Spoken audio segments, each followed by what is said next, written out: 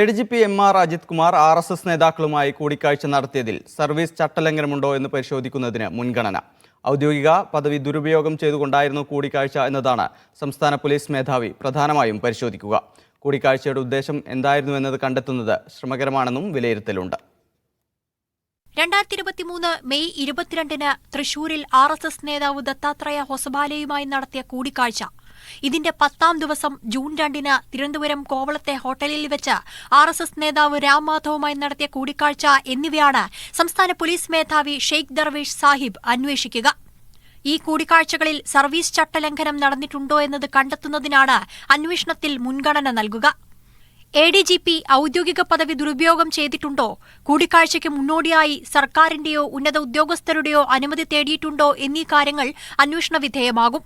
എന്നാൽ കൂടിക്കാഴ്ചയുടെ ഉദ്ദേശമോ കൂടിക്കാഴ്ചയിൽ സംസാരിച്ച കാര്യങ്ങളോ കണ്ടെത്തുന്നത് ശ്രമകരമാണെന്നാണ് DGPയുടെ വിലയിരുത്തൽ.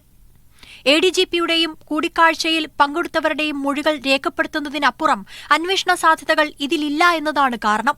കേസ് രജിസ്റ്റർ ചെയ്തുകൊണ്ടുള്ള അന്വേഷണം സാധ്യമാകാത്തതിനാൽ RSSന്റെ ഉന്നത നേതാക്കളായ ഹൊസബാലയുടെയും രാം മാധവിന്റെയും മൊഴി രേഖപ്പെടുത്താനും കഴിയില്ല.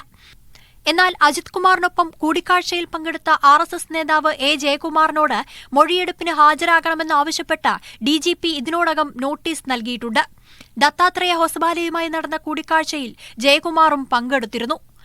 രാം മാധവുമായി നടത്തിയ കൂടിക്കാഴ്ചയിൽ പങ്കെടുത്ത കണ്ണൂർ സ്വദേശിയായ വ്യവസായിയുടേതടക്കമുള്ള മൊഴികൾ വരും ദിവസങ്ങളിൽ രേഖപ്പെടുത്താനും നീക്കമുണ്ട്. മീഡിയ 1 തിരുവനന്തപുരം.